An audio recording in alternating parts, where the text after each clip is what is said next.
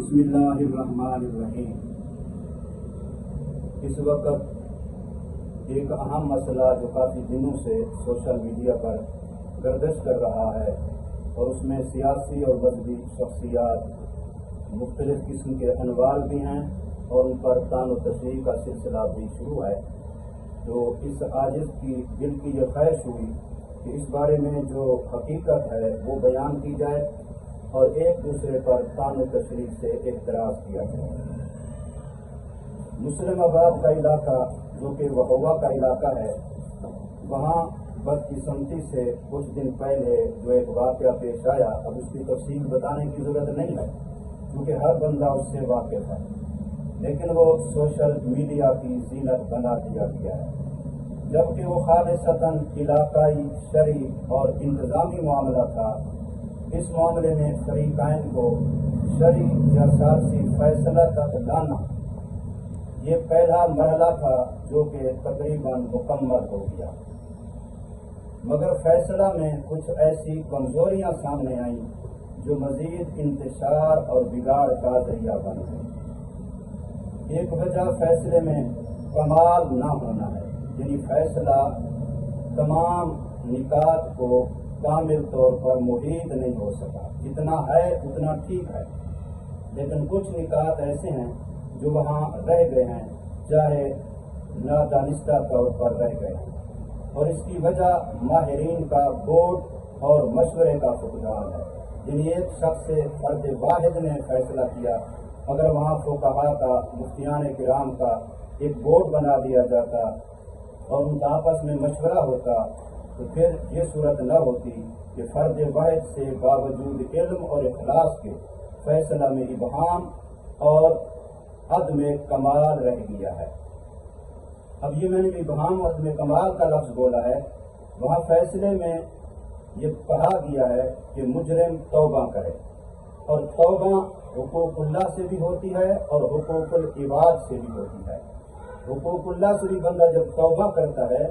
تو فرائض جو پہلے اس کے ذمے ہوتے ہیں، چاہے وہ نمازیں ہوں، چاہے وہ روزے ہوں، چاہے وہ زکاتیں ہوں، وہ توبہ سے معاف نہیں ہو جاتے، وہ پھر بھی قضا کرنے پڑتے ہیں۔ اسی طریقے سے حقوق العباد سے بندہ جب توبہ کرتا ہے تو ان کی ادائیگی یا ان کی معافی ضروری ہوتی ہے۔ تو اب وہاں لفظ توبہ تو آیا، لیکن آگے یہ تفصیل نہیں ہو سکی کہ اس توبہ کی وضاحت یہ ہے کہ اس مجرم بندے نے دوسرے فریق کے جتنے حقوق مالیہ اور حق کے عزت وغیرہ کے ضائع کیے ہیں ان سب کا یہ ذمہ دار ہے، اس کا جرمانہ ہرجانہ، اس کی سزا اس کے ذمہ ہے، جو پنچایتی، جو شرعی، جو مناسب علاقائی تہذیب کلچر کے لحاظ سے بنے گی۔ تو یہ پہلو اس میں گویا کہ ابہام کی شکل میں رہ گیا ہے۔ اب اس میں خاص طور پر متاثرہ فریق کی مکمل داد رسی نہیں کی گئی جو کہ ان کا حق تھا، اور دوسری چیز یہ کہ مجرم کو بقدر جرم اس کے سزا کا تذکرہ تک بھی نہیں ہوا، سزا کا تعین تو دور کی بات ہے، سزا کا وہ مستحق ہے یا نہیں ہے اس کا بھی صراحتاً لفظوں میں کوئی تذکرہ نہیں ہوا، جبکہ مجرم کی سزا اور متاثرہ فریق کی داد رسی یہ دونوں لازم ملزوم ہیں۔ جب اس کو سزا ملے گی تو ان کی داد رسی خود ہو جائے گی، ان کی داد رسی ہوگی تو مجرم کو سزا دینے سے ہی ہوگی، اور یہ مجرم کی سزا والا معاملہ یقیناً عدل و انصاف کا تقاضا ہے، اور اس نامکمل فیصلہ پر جو بذام خود یہ دعویٰ کیا گیا کہ یہ فیصلہ مکمل ہے، مدلل ہے، اس کی گارنٹی ہے اور اس کو کہیں بھی چیلنج کیا جائے تو ذمہ داری ہے، یہ ان باتوں نے مزید متاثرہ فریق کو تکلیف دی اور اس سے وہ ان کی ہاں دوری کا سبب بنا کہ وہ علماء سے اور اس طرح کے لوگوں سے دور ہوتے گئے، اور ایسا کہنا یہ اہل علم کے لیے بھی خود رائی ہے، خود عجب ہے، خود پسندی ہے، اور اہل علم کے شایان شان نہیں ہے، ایسی بات اہل علم کے لیے مناسب نہیں ہے۔ اس مسئلہ میں ہر مسلمان کا فرض یہ ہے کہ مظلوم کا ساتھ دے، غلط کو غلط اور حرام کو حرام سمجھے اور حرام کہے، ہاں البتہ یہ ہے کہ حدود شریعہ سے تجاوز نہ ہو، اس میں بھی شرعی حدود کا لحاظ رکھا جائے، حرام کو حرام کہنے میں، غلط کو غلط سمجھنے میں، مظلوم کا ساتھ دینے میں بھی ایک حد ہے، وہاں تک رہا جائے، اناح پرستی نہ ہو، قومی اور برادری اور سیاسی گروہ بندی کو دخل نہ دیا جائے۔ اس بات نے بہت نقصان دیا ہے ہمارے اس مسئلے کے شرعی پہلو کو۔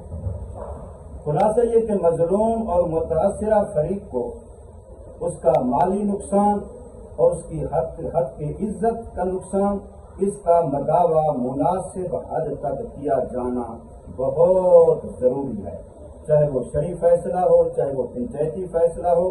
اس میں اس کا لحاظ رکھنا بہت ضروری ہے کہ اس کے مالی نقصان کا بھی جبر ہو، مداوع ہو، اور اس کے حق کے عزت والے نقصان کا بھی مداوع ہو، اس کو بھی اس کا ازالہ کیا جائے، اور مجرم کو اتنی سزا ضرور دی جائے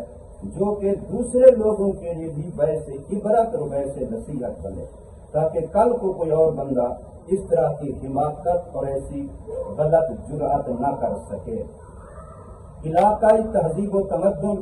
اور علاقائی غیرت و ثقافت کے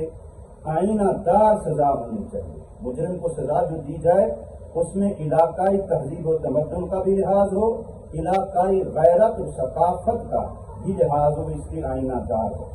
اور یہ باتیں جو کہی گئی ہیں، ان تمام باتوں کے لیے قرآن و حدیث، ائمہ دین، فقہاء کرام کی آراء اور عبارتوں سے ادلہ قویہ موجود ہیں۔ مثال کے طور پر چند ایک کی طرف میں اشارہ کرتا ہوں، تفصیل پہ یہاں مناسب موقع نہیں ہے۔ سورہ نحل قرآن مجید میں آیت نمبر 126 کے اندر اللہ پاک فرماتے ہیں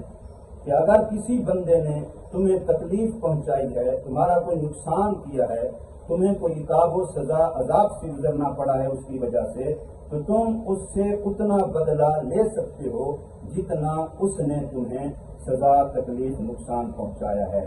اسی طریقے سے سورہ شورا آیت نمبر 40 ہے،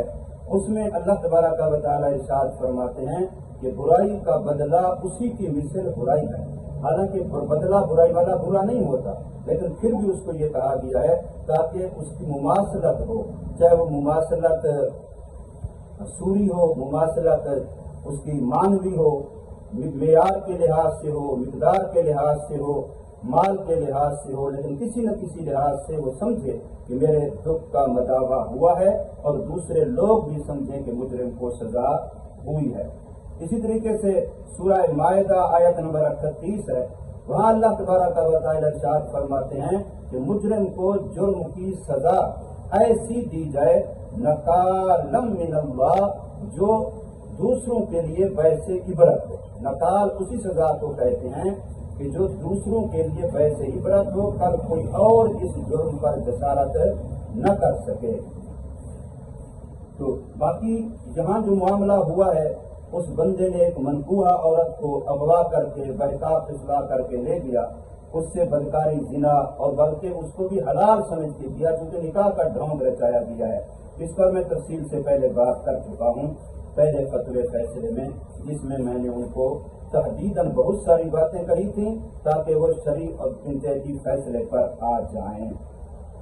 دیکھیے، زنا کرنا یہ حق العبد بھی ہے۔ زنا جو ہے، اگر کسی نے کسی کا گھر کا نقصان کیا عزت کا، تو اس بندے کا بھی نقصان کیا، زنا حق العبد بھی ہے، اور حق اللہ بھی ہے کہ اللہ کا بھی حکم توڑا ہے، خدا کا بھی مجرم بنا، مخلوق کا بھی مجرم بنا۔ اس پر فتاوی محمودیہ صفحہ نمبر 281 جلد 20 کے اندر یہ بات موجود ہے کہ زنا حق العبد بھی ہے۔ اور اسی طریقے سے عربی زبان کی کتاب ہے تحتوی المراقی الفلاح، اس کے صفحہ نمبر 547 پر یہ عبارت ہے، اور یہی فتاوی محمودیہ صفحہ نمبر 274 جلد 20 میں بھی نقل کی گئی ہے۔ اذا لم یکن للمدنى بها زوج فإن كان فلا بد من إعلامه لكونه حق العبد فلا بد من إبراءه عنه۔ اب یہ صاف بتلا رہا ہے کہ کسی کی عزت سے کھیلنا اس بندے کا حق بھی مارا ہے۔ جب بندے کا حق مارا ہے تو بندے کے حق کا مداوع بھی بندے کے رضا کے ساتھ ہوگا، اسی کی معافی کے ساتھ ہوگا، اسی کو معاوضہ دینے کے ساتھ ہوگا۔ مالی جرمانہ حقوق العبد کے عوض میں اگر حقوق العبد کسی نے کسی کے مالی ضائع کیے ہیں تو ان کے مقابلے میں مالی جرمانہ یہ تو بالکل ظاہر و بہر اور واضح ہے، اس میں کسی قسم کی کلام کی ضرورت نہیں ہے، وہ یقیناً جائز ہے۔ ہاں البتہ حقوق العبد ایسے جو غیر مالیہ ہیں ان میں بوجہ ظلم اور تعدی کہ جو پنچایت ہے، جو جج ہوتے ہیں، مجسٹریٹ ہوتے ہیں، فیصل ہوتے ہیں، کیونکہ وہ ظلم و تعدی کرتے ہیں دوسرے پر،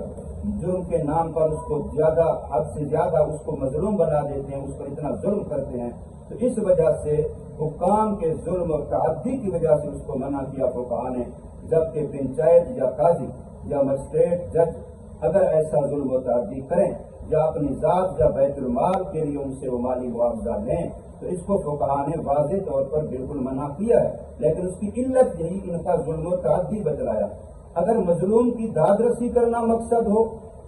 ان کا ظلم و تعدی نہ ہو، تو کم از کم اتنی بات ضرور ہے کہ پھر مالی جرمانہ حقوق العباد غیر مالیہ کے مقابلے میں عوض میں بھی اس پر منع کی کوئی دلیل نہیں ہے، جبکہ پیچھے ثابت کیا جا چکا ہے کہ زنا حق العبد ہے، جب بندے کا حق ہے پھر بندے کو اس کا حق کا عوض ملنا ہے۔ علماء کی نگرانی میں پنچایت اور سالسان کے ایسے فیصلہ جات ہمارے اپنے علاقہ میں ماضی قریب اور ماضی بعید میں علماء کی نگرانی میں ایسے واقعات کے فیصلے ہوئے اور ان میں اچھا خاصا ان پر مالی جرمانہ رکھا گیا ہے جو واقعتاً دوسروں کے لیے نکال کا سبب بنے۔ وہ نمونہ ہے، وہ مثال ہے ہمارے لیے، اور اس پر یہ دلیل بھی ہے کہ قرآن مجید کے اندر ہمیں مومنین کے سبیل کے اتباع کا حکم ہے، تو اگر موجودہ زمانہ کے علماء مومنین کا سبیل نہیں ہے ان کا سبیل تو پھر کن کا ہوگا؟ اور اسی طریقے سے سبیل مومنین سے اعراض سے منع کیا گیا ہے کہ جو ان کا سبیل ہے اس سے اعراض نہ کرو، اس پر باقاعدہ وعیدیں ہیں،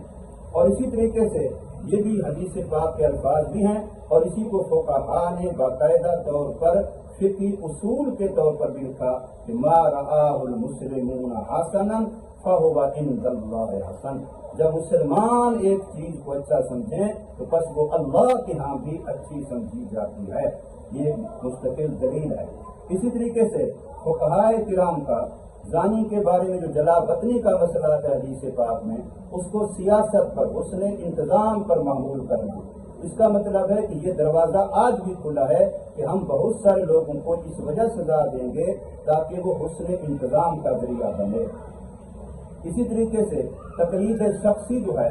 اس کو علماء نے علاجن کہا کہ یہ واجب ہے، اب ورنہ ہر بندہ اپنے نفس کی خواہش کی اتباع کرے گا، تو اب یہ علاجن بھی گویا کہ ہم بہت ساری باتیں لوگوں کو کہہ سکتے ہیں تاکہ معاشرے کا برائیوں سے علاج ہو اور معاشرے کے اندر رائج برائیوں کا خاتمہ ہو۔ اسی طریقے سے بہت سارے فقہی مسائل ایسے ہیں جن میں علماء فرماتے ہیں کہ یہ حکم لگایا گیا سدًا للباب تاکہ آئندہ کے لیے اس جرم کا دروازہ بند ہو، تو سدًا للباب کے طور پر علاجن، سیاستاً، سدًا للذرائع،